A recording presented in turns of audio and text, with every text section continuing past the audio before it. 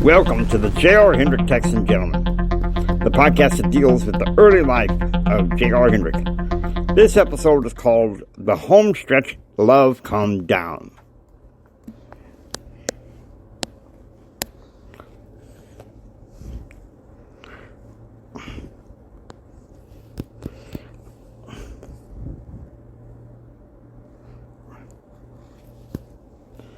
Make sure I got this right here.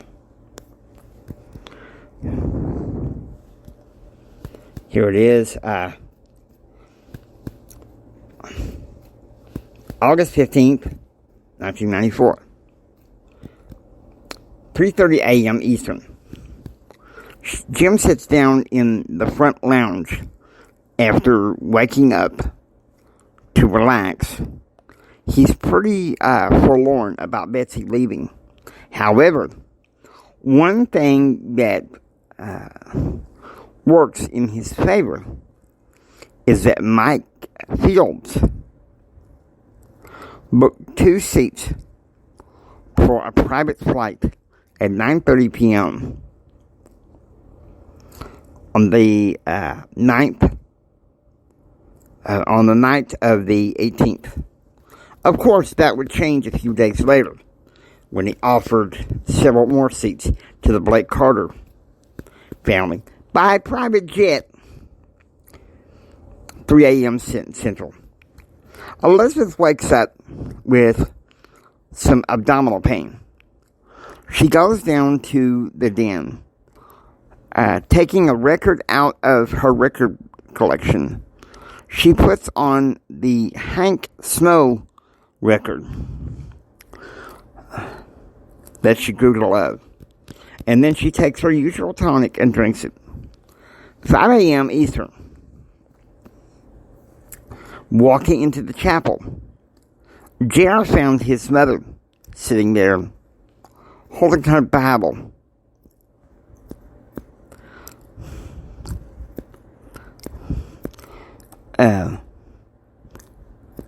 With the help of the morning servant, JR takes a cup of orange juice and sits on the table near the front pew with his mother. "Mama," JR said. "Good morning, JR. I thought maybe for a few minutes you'd like to talk."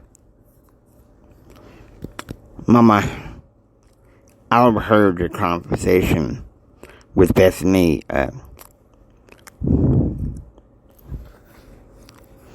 It's like you know what's up." "I have confidence in you, son." "But you're concerned." "You learn too fast, JR. "I picked it up from you. "No, son. You picked it up from your daddy. He has a quick mind." "Is something wrong?" "I'm concerned about this thing. This relationship. You and Holly Hawthorne." "Well, it's nothing to worry about. I'll be home in a few days." "It's in between now and then that worries me. Really worries me. You see, your father wants you to make her your wife. And that really frightens me." "Mama, don't worry. Just 2 more dates. And I promise you, it's over. I never really wanted to go out with that girl, Mama." "Then you better promise me. Remember the swaying word? Make her leave you alone. Stay away from her as much as possible." "It's over. I promise you, it's over." He drinks the rest of his juice and picks up his Bible and devotional for some reading. 5:05 a.m. Central. Waking up in the morning at the ranch, Tom goes into the home office and gets on the computer to do some consulting work over the internet. He would go on his morning run at 5:30 a.m. and return to his work shortly after taking his mother to chemotherapy. 7 a.m. Central. Choices for breakfast were either oatmeal or omelets. So JR takes his oatmeal, bacon, and orange juice, and sits down with Holly Hawthorne. Your father's assistant called me yesterday evening. Says he wants you to take me to the reception tonight with Constantine Bush. So can I go? Okay, I guess. I don't have any other choice. But we have one last date tomorrow night. And that's it, Holly, JR said. To celebrate your acceptance into the School of Communications at Texas Tech, Holly said. Well, you were at church yesterday.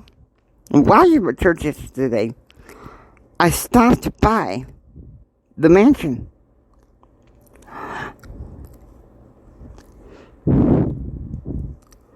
To see your father. Your cousin Bobby told me about your acceptance. JR smiles. Oh, I've had he did. Ignorant monkey.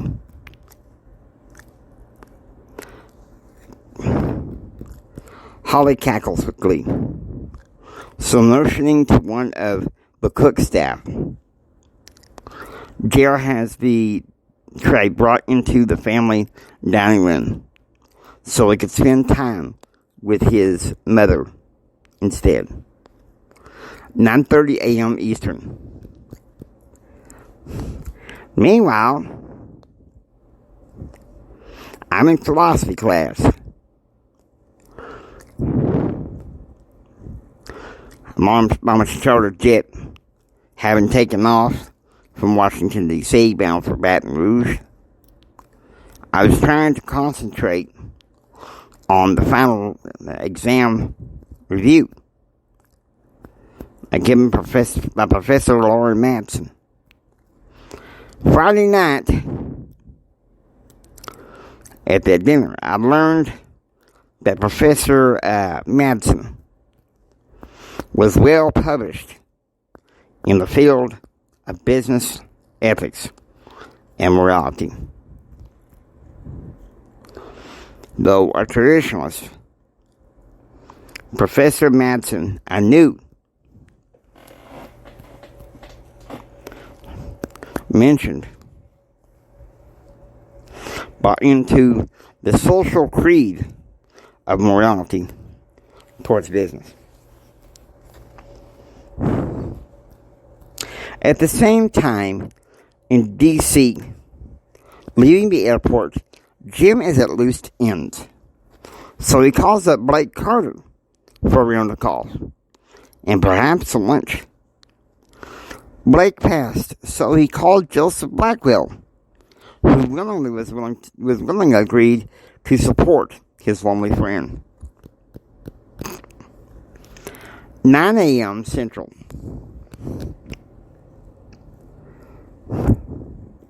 Tom drops off his mother at the oncology center to begin her chemotherapy. A nurse sticks an IV needle in her arm, and a therapy session begins. 11 a.m. Eastern. Walking out of the college, I was in such a melancholy mood about the final exam review for philosophy that I was ready to get back to the mansion and have lunch in my room. Lunch with shrimp onion soup. And so I asked the limo driver to take me to McDonald's at Bethesda in order to have 3 Big Macs and some Dr. Pepper. 11:20 a.m. Central. Betsy is relieved when President Clinton is finally off the TV and the news shall return to the days of our lives. However, Betsy is still crotchety about Clinton interrupting her show. 1 p.m. Eastern. Now I'm meeting with John Gardens and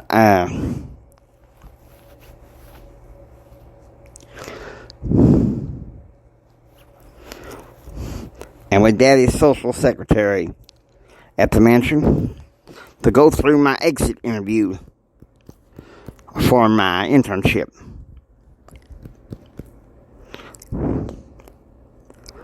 And advised me to not only apply for internships with the Heritage Foundation, but she even more thought that I should consider applying to the American Conservative Union. 3 p.m. Eastern. Now, Emily Cummings had sent me to the Rayburn House Office building for hearings of the House Committee on Welfare Reform and Upward Mobility. 2 Democrats during that hearing were the holdout to move in the economic care package apart from welfare reform to take it to the House floor. It would not happen until sometime the 16th of September.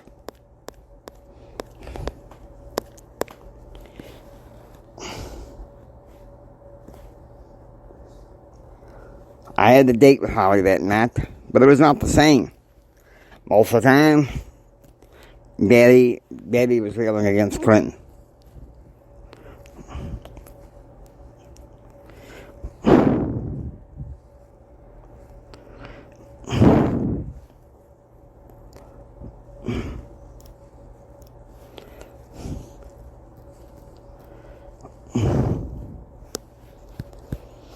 August 16th, 1994, 2:20 a.m. Eastern. Jim is sitting in the front lounge reading some of the morning papers.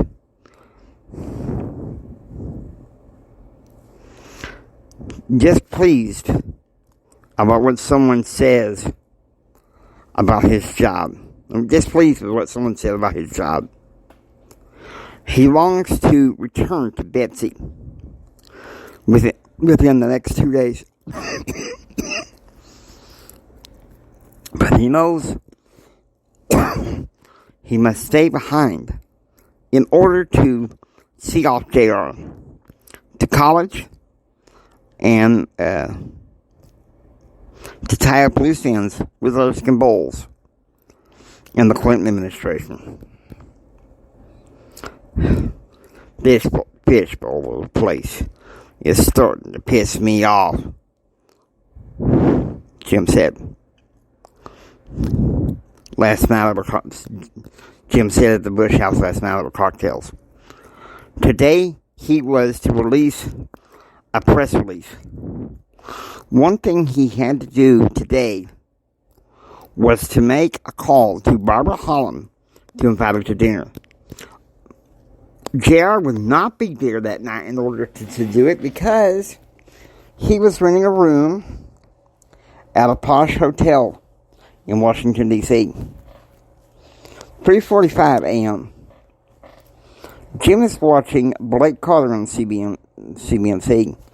Even though he was suspicious of Blake, he could be a good man. 4:05 a.m. Jim turns off the TV with Blake Carter over and picks up the morning paper.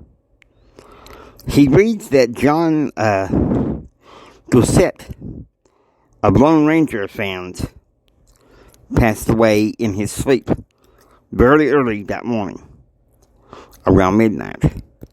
Damn, Jim said, slamming down his paper and going into the chapel to pray. 4 a.m. Suffering from some stomach pain, Elizabeth goes downstairs into the den and puts on Ernest Tubbs' record with the song Walking the Floor Over You. She is feeling depressed for the loss of her husband nearly 5 years ago, desiring to possibly to be with another man, even though her children say it's not in her best interest with her health. She is, however, happy that JR will be returning Friday evening. Even if it means that Ken and Dave Smith have to stay at the ranch with him. Anything that makes JR happy would make her happy. 6:05 a.m. Eastern.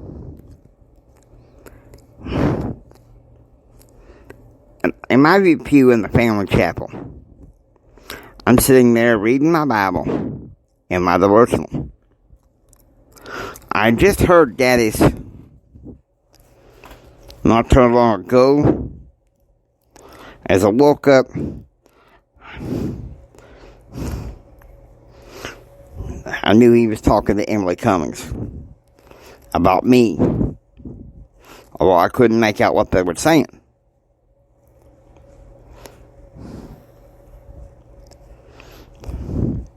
Was too busy reading and praying to God. 6:30 a.m. Eastern.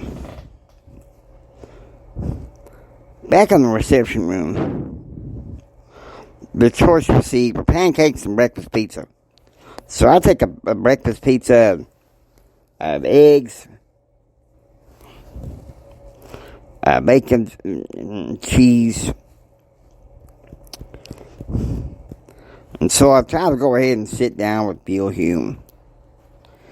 I think you're making a mistake leaving the D.C. area, Bill said.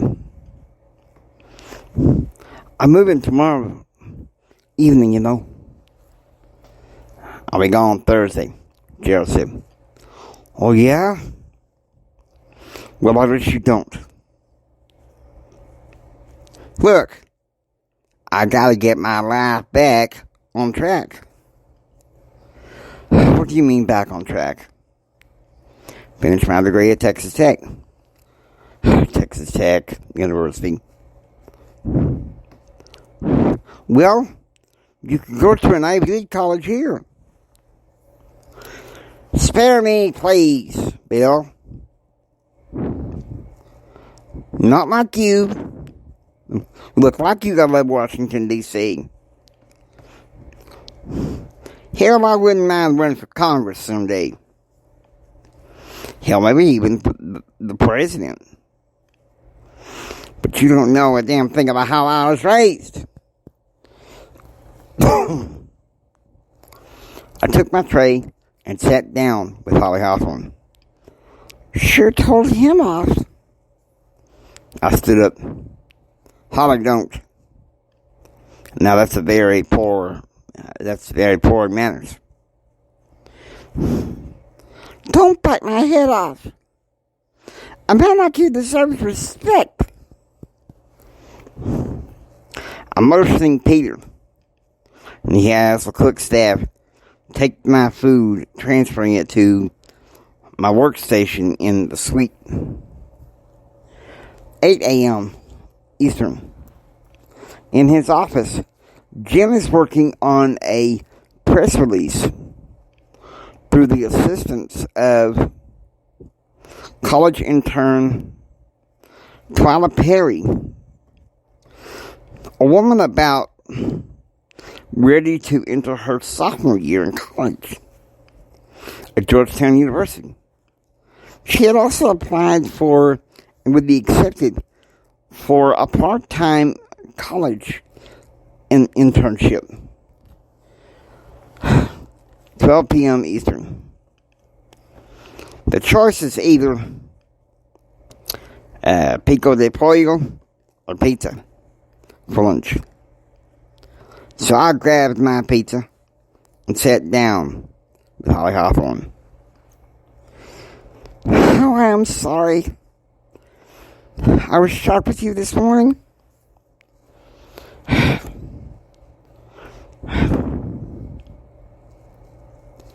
You didn't have to.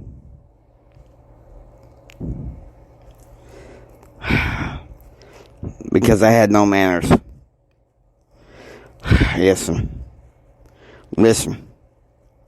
While I was working this morning,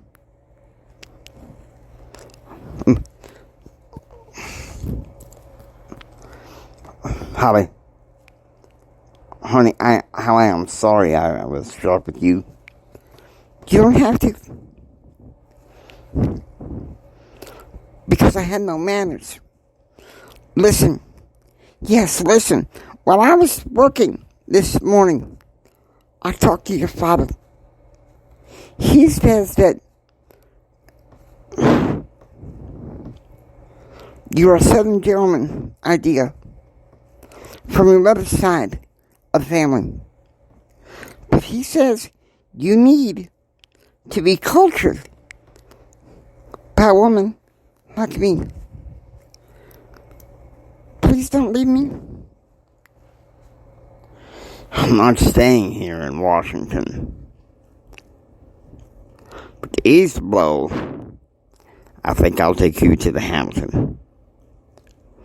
A room for us for about maybe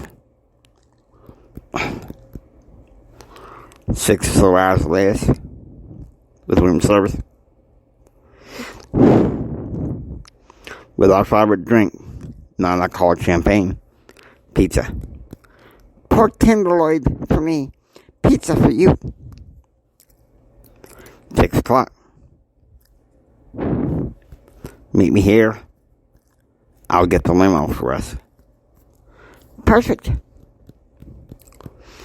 2:11 p.m. Eastern.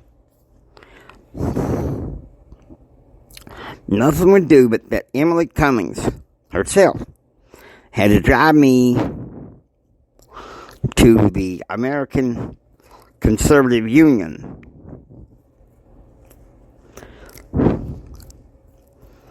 I ordered by Daddy to take the limo home, to call it when I was ready. Chairman King, I'm so glad for you taking your time to me to come see you. Please take a seat.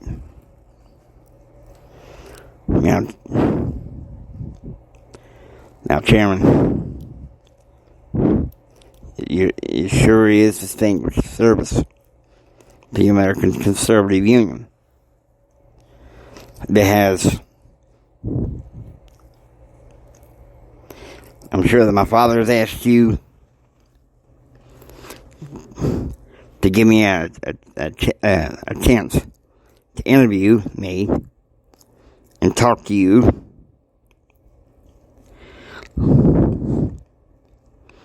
of your values of duty, honor, and integrity. Don't give me sainthood. son.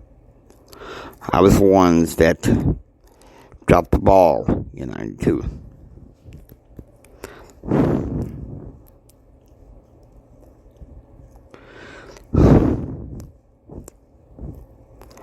Yeah, determined ability and honor to serve.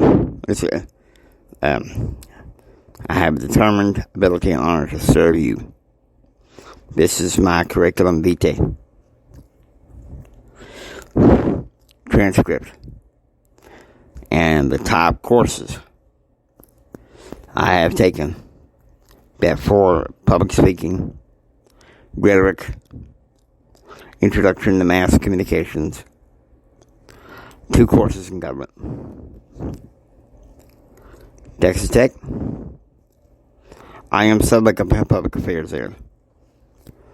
Political communications and advocacy. Yes, sir. Next summer, we'll place you in legislative accountability if you qualify. Your father has asked us to do an internship with us and him. How do you feel about that?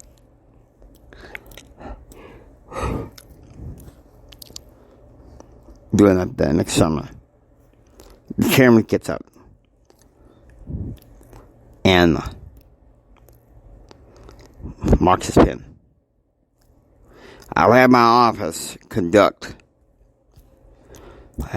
contact your academic dean to discuss starting to get the details about your fall classes and spring classes to proper channels. Obviously, you talk to my dad. Legislative accountability needs an intern like you next summer, for a reason. Put us in a positive position to convert the Clinton legislative agenda next year. And that's exactly what you're doing with the skills I've learned in public affairs, public relations, and public affairs. I'll be able to refute almost everything he does by keeping the legislature of any states in the U.S. accountable. I do want to thank you for bringing this to my attention.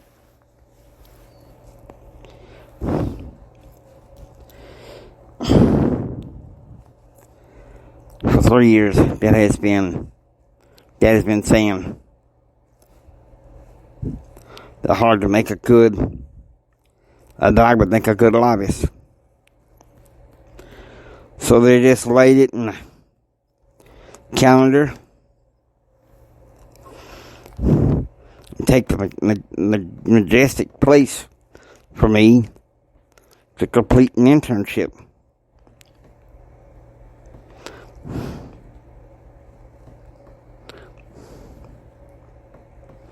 You say Clinton's is a fool. A scandal from the very beginning of his presidency. Campaign in 92. The American people fell asleep. They created a political election campaign, an advocacy campaign to stop us. I'm Mr. Hendrick. I was there in the fall of 1992. Handed out pamphlets in support of Clinton. Listened to my professors for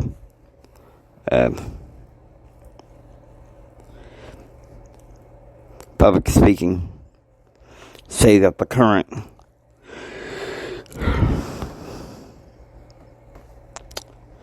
that Clinton could win, and my rhetoric professor saying he hopes not. We've been saying that Clinton's a disaster ever since he won. By the end of next spring, I'll be able to write peace reports anywhere in the country you need me.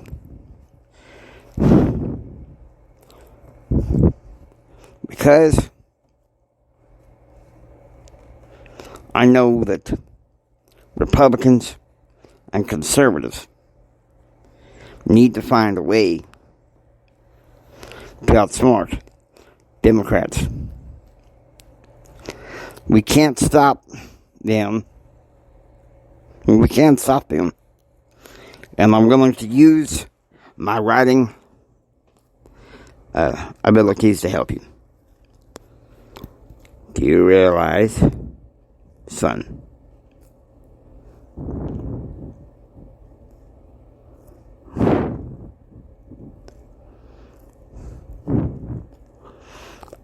You're going to school for a very good reason. And perhaps throwing your own business. You ought to go to law school, boy. The spring, your father will help you apply. I was almost breathless when I got back. I got up from my chair and shook the chairman's hand. You will not be disappointed, Chairman. Thank you for your time. 4:20 p.m. Central. Arriving back in the mansion, Jim is greeted by Emily. JR is greeted by Emily Cummings, who gives him a certificate. Congratulations, you passed, Emily Cummings said, walking to her car. 8 p.m. Eastern. So now, here we are after dinner. And now it's time to take out, Holly takes out a second bottle of non-alcoholic champagne. And she opens it. Well, Holly, you sure do know how to celebrate. Some things never change.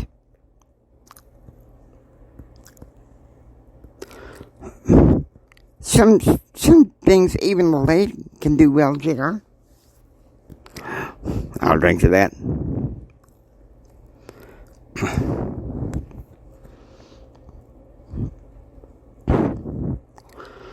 Instinctively, we put our glasses together for a toast. Meanwhile, back at the mansion, Jim is at the front lounge, pacing, thinking about his son and what he's going to say when he gets home. 8:20 p.m. Eastern. Back at the mansion. Think it's time to get into the bottle. Now look, Holly. There ain't no any other way for me to tell you this. Why, he has to be over. I have goals to tend to back home. I wish you didn't have to go. You realize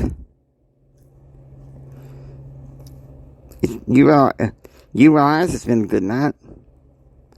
Well, now I hope it is. You realize I have someone back home? Just tell her you're going to dump her to be with me.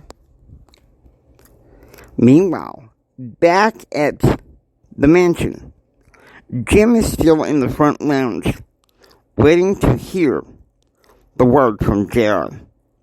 Even though he doesn't know his son is going to break up with who he believes is one person that could exponentially grow JR's life. 8:30 p.m. Eastern. Back at the hotel, Holly and I are getting some of our final conversations. Okay, Holly. You're beginning to be a puzzlement to me.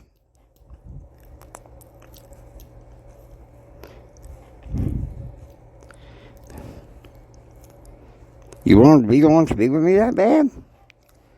You realize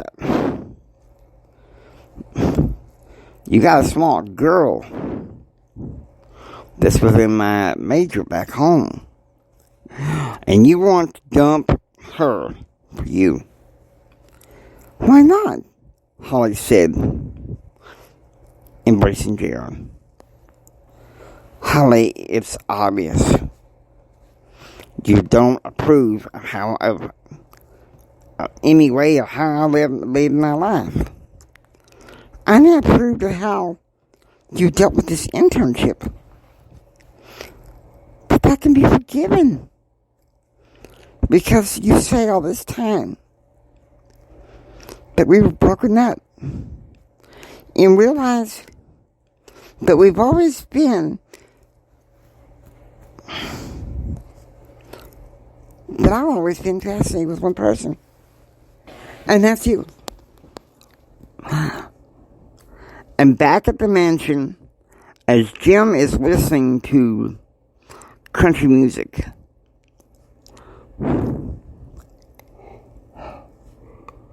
after sitting for a while, he just keeps on pacing, hoping to hear something from his son.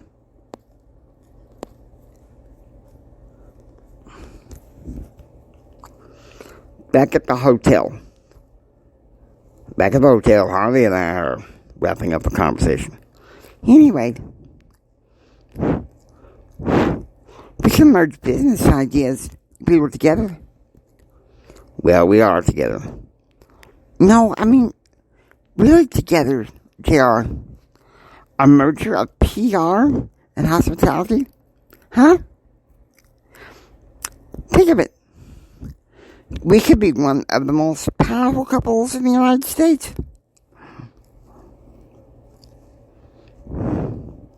You know the way you keep saying, I come from noble blood. Holly, I like you. I really like you. But things can't stay as they are. I gotta go. I gotta go back home.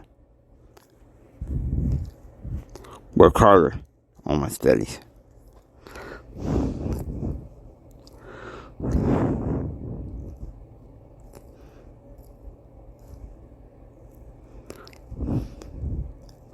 How dare you? Can we go together as a couple? Comfortably? Outside the hotel, the limo is waiting for Holly and JR. Inside the limo, JR tries to hold Holly. Don't even try. You're a Don Juan. I can't even find my own way home.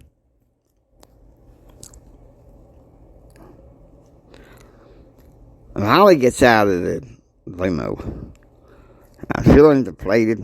I ordered the driver to hurry up. He picked me up I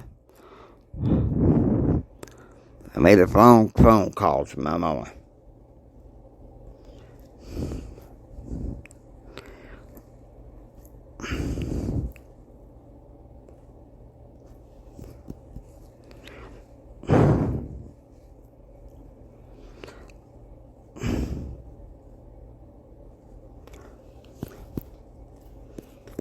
August 17th, 1994.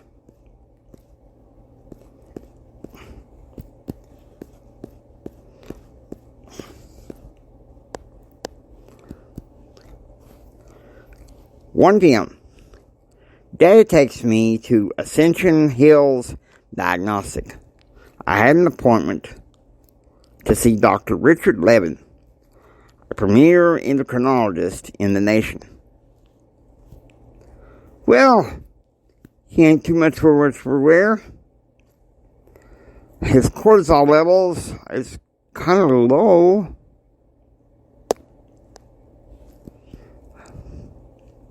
And that concerns me. He'll have to go to one of the Mayo clinics in January, Dr. Levin said. I have a bone to pick with this lab technician who drew blood from my son this morning. Didn't communicate enough. I had to sit there with him. You don't do that to a blind person. Least of all, my son, Jim said. Well, I'll tell you something. But one thing I know is that Jim Hendrick is a legend and a force to be reckoned with.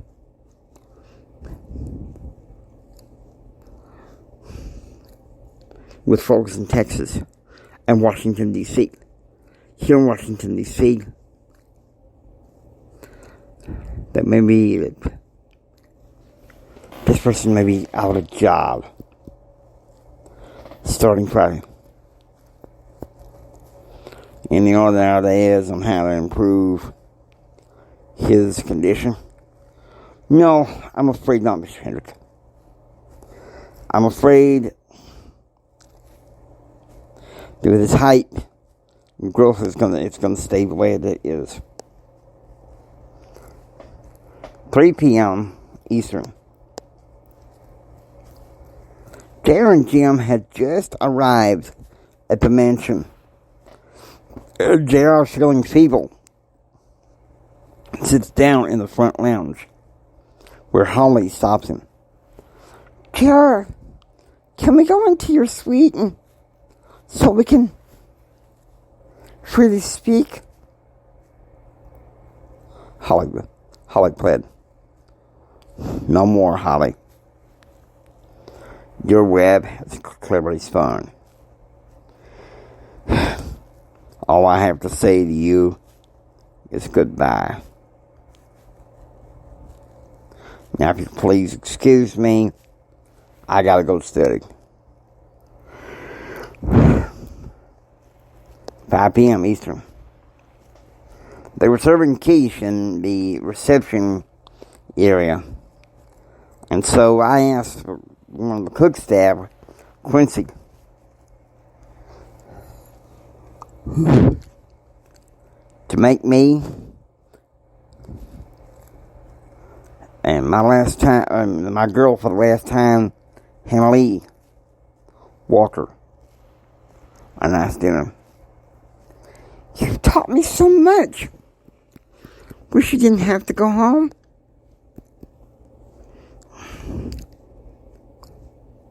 There's a chance to be together next summer.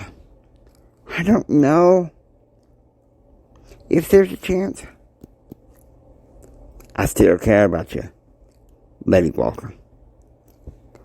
I heard about it.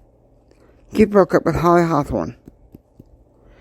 You should have seen the tone in her voice when I entered the limo and tried to hold her. Don Juan, you wouldn't think you'd be such a foolish. She'd be so foolish to call you a Don Juan. I'll check into that hotel tomorrow night.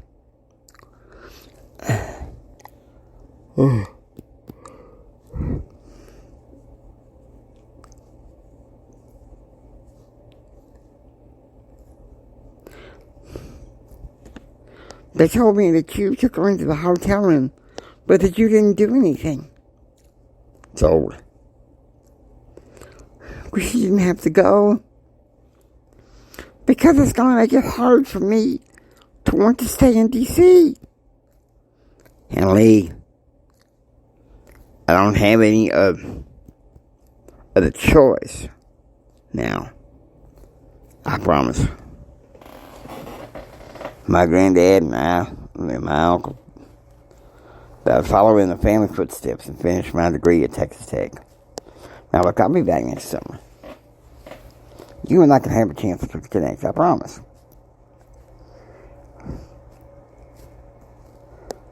Seven p.m. enter. And now, Hannah Lee is helping me study for my business ethics class. And for that, I'm eternally grateful.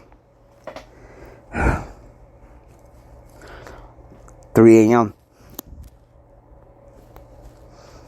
JR Hendrick wakes up in his room to the sound of the washing machine and drying going full tilt. On Tuesday, Jim had flown in Adam Plummer, JR's personal attendant, to take care of his clothes.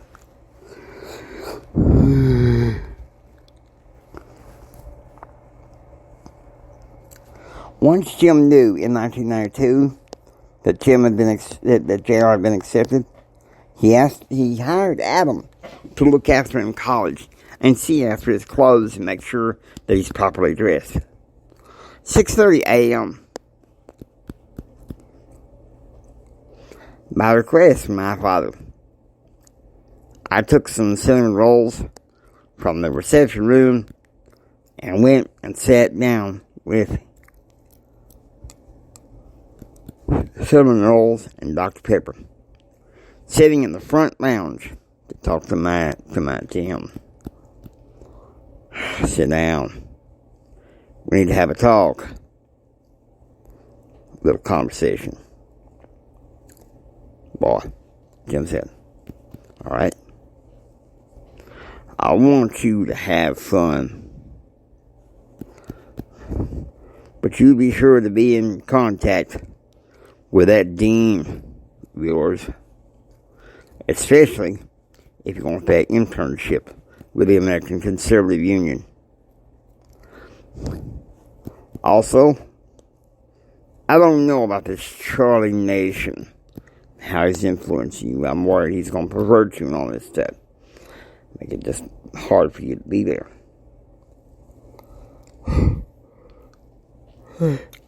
He's going to be my sweet daddy.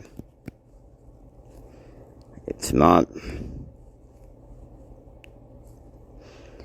He might corrupt you, boy. I'm worried that he might be a little bit vicarious. Daddy, don't worry. He's got completely different interests than mine. We're not even going to be in the same major, in the same classes. He told me he was going into applied economics. I love you, boy. I probably don't want to let you go, but your mama insisted you to be there the week before school. You know, sometimes I don't like it.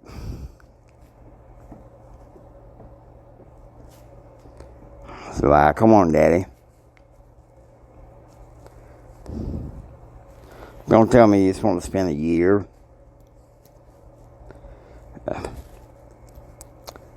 Answer the rest of the family. I don't want to spend a year in this town, Daddy. You have to realize that. 9:15 a.m.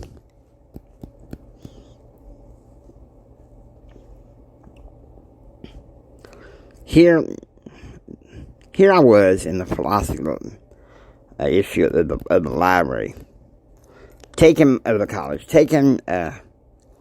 my final exam in philosophy. For some reason, I had a lot more confidence in the test when I did the review, because 90% of it is multiple choice. Only 10% was essay.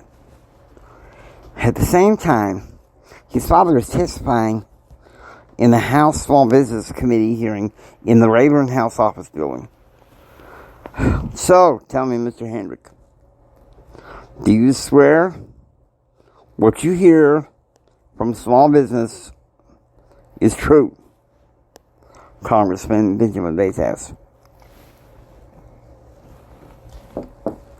Mr. Chairman, point of order, please. Texas Congressman Marlon Matthews said. This smacks with interference of First Amendment free speech and freedom of the press.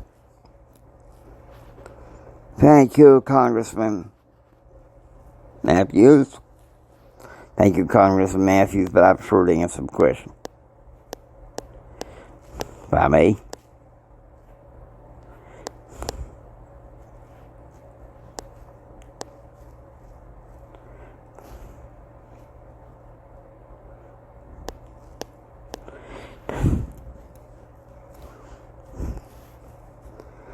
I have been almost all around the country, and the consensus among small business is that they feel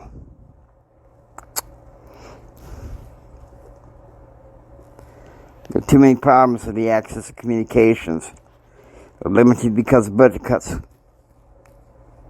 To explain to them that the Clinton administration is desiring for business cuts because of Congress? Your Honor, it may please the committee.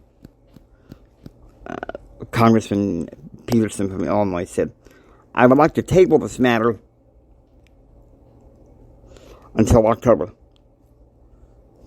I second the motion, Congressman Matthews said. The chairman sighed. All right. All in favor? 23.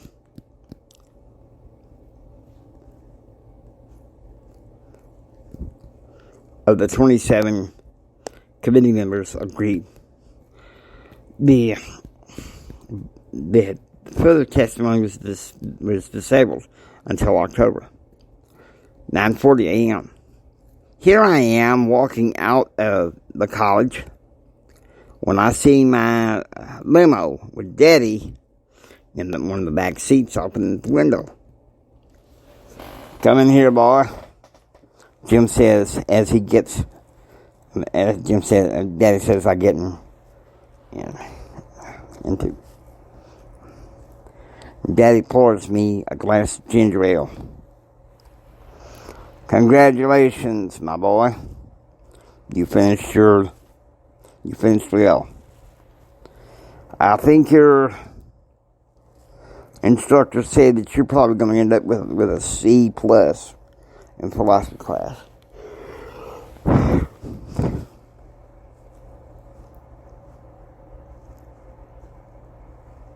Could be better, not bad. The limo driver drives off with some with the Trog's Wild Thing. 9:35 a.m. Central. Tom takes Betsy for chemotherapy, and she leans in and gets ready for the treatments. 9:50 a.m. Central. And Mary Jane in Baton Rouge. Frank, Carl, Micah, and Bobby just returned from fishing. Amy Kathleen had been studying. Christine and Ferreira had been playing with checkers. No fair, wrong move, Christine said.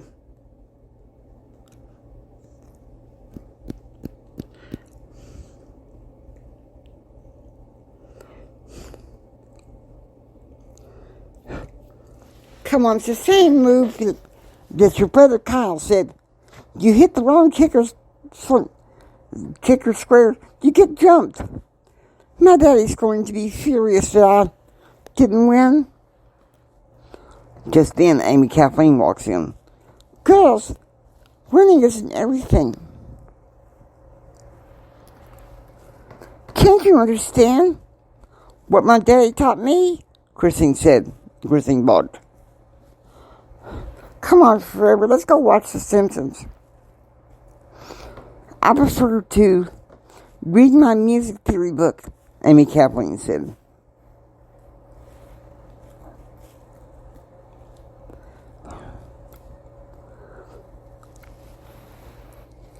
She's such a bonehead, Christine said. Meanwhile, downstairs, Betsy and Ellen are fixing cinnamon rolls for everybody to have breakfast. 11:30 a.m. In the chemo deal, the Clinton press conference and analysis is over. Betsy breathes a sigh of relief. 1:05 p.m. They were serving ravioli in the reception area, so Daddy arranged for me to get some fried chicken as we talked, having lunch for the first time. Just then, Miss Alexandria showed up. Hendrick, are you packed? Just about. His personal attendant is laundered and packed his clothes.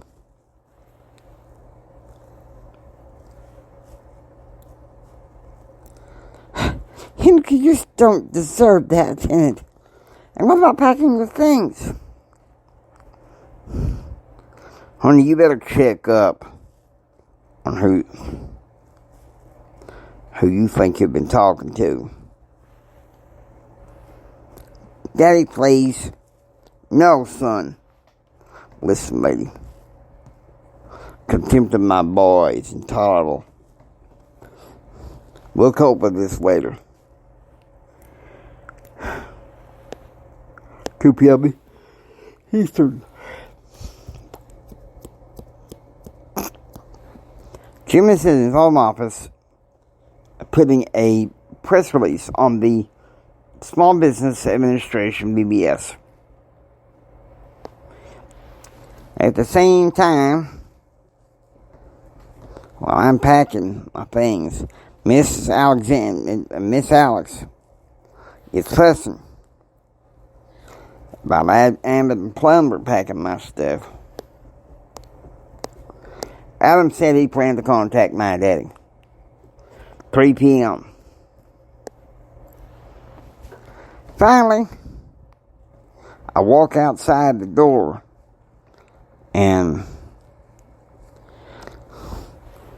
against Adam Plummer's suggestions,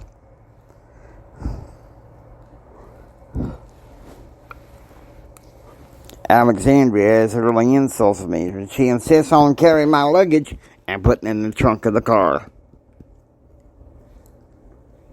You're an impractical bastard, Mr. Hendrick, she said.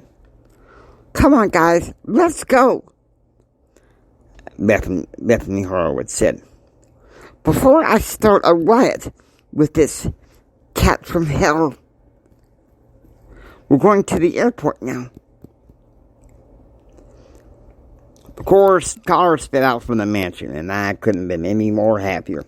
I was glad, finally, being able to just go on and be out of there. I hope you enjoy listening to the JR Hendrick Texan Night. If you like what you hear, please subscribe and become a part of the adventure. James Hendrick Empowerment Network. Until next time, get ready for the rest of the story. It's going to be very interesting from here.